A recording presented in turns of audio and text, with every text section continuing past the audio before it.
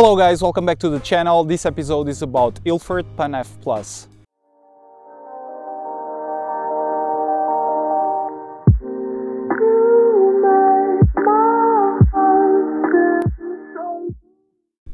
So this episode is a first impressions episode because I have never shot this film before.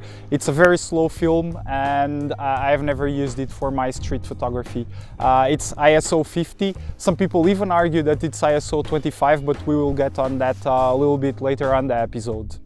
For now, I want to explain that we are trying to capture the agricultural fields here in Waldviertel, and there are some fields that have already been worked on before the winter, and they have this very nice brown, and I think it's going to look very nice in contrast with the fields that have yet not been worked on. They have this very nice green from the plants that are growing. You can see somewhere here behind me to have an idea how it looks already. So as I said, it's ISO 50, it's a very slow film, therefore there's not much grain, and I think it's going to be a very nice film to try landscape photography.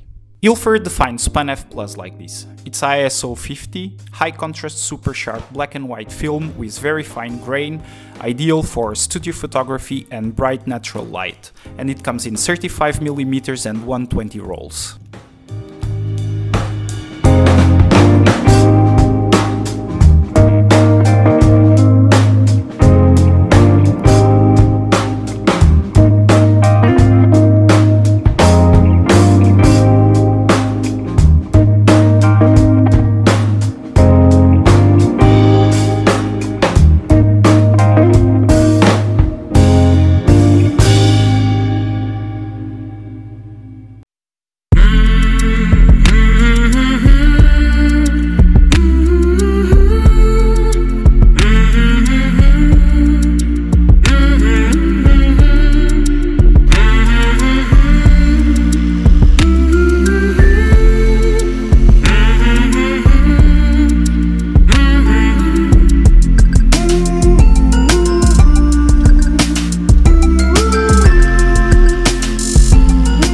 So guys, I just got the scans back from the lab and I must say that I'm very pleased with the results, and there are three things that immediately pop out to my attention, and they are that the film is very sharp, the tonal range is absolutely outstanding, and the grain is very fine. In sum, I would say that this film is very good for black and white landscape photography. Do you remember at the beginning of this episode when I said that some people argue that Pan F 50 is actually ISO 25 and not ISO 50?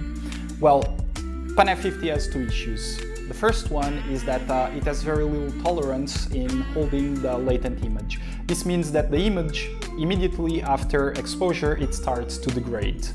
The second is that it has a very bad reciprocity failure. Both of these issues are related to the gelatin used to keep the silver grains in suspension, and this gelatin must be slightly different from the other gelatins used in other Ilford films, because with such a small grain there is the need for a better refraction of the light.